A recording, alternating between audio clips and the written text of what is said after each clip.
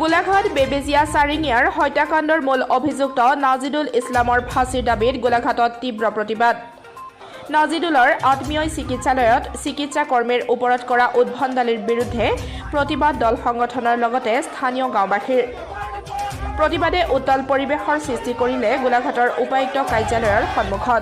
প্ৰতিবাদে এইটোৱে ক'ব খুজিছো যে তেখেতক ফাঁচি দিয়ক, যি এই নৰহত্যা কৰিছে সেই নিশাচৰক ফাঁচি দিয়ক, আৰু যি কালি নাৰ্ছৰ ওপৰত অপৰাধ কৰিছে সেই জনক দোষীক শাস্তি দিয়ক, আৰু যিজনে আমি নিউজত শুনিছো যে আমাৰ গাঁওখন জ্বলাই দিম বুলি কৈছে, সেই গাঁওখন জ্বলাই দিম বুলি যিজনে কৈছে সেইজনক ইতিমধ্যে আৰক্ষীয়ে গ্ৰেপ্তাৰ কৰে।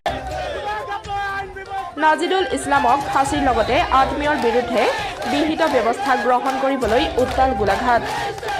গোলাঘাটৰ উপায়ুক্ত কাৰ্যালয়ৰ সন্মুখত প্ৰতিটো দল সংগঠনৰ লগতে স্থানীয় লোকৰ তীব্ৰ প্ৰতিবাদ। শনিবাৰে গোলাঘাটৰ শ্বহীদ কৌশল কোঁৱৰ অসামৰিক চিকিৎসালয়ত নাজিদুলৰ আত্মীয়ই চিকিৎসা কৰ্মীক বেয়া ব্যৱহাৰ কৰাৰ লগতে গাঁও জ্বলাই দিম বুলি কোৱা মন্তব্যৰ পিছতেই তীব্ৰ প্ৰতিবাদ।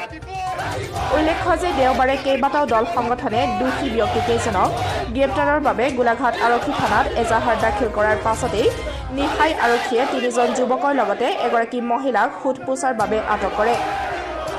প্ৰতিবাদস্থলীত গোলাঘাট জিলা প্ৰশাসনৰ লোকে বুজনি দিয়াৰ পাছত ক্ষান্ত হয় প্ৰতিবাদকাৰীসকল। তাৰ পাছত প্ৰতিবাদকাৰীসকল জিলা উপায়ুক্তক সাক্ষাৎ কৰি সমগ্ৰ ঘটনাৰ উচিত তদন্ত বিচাৰে।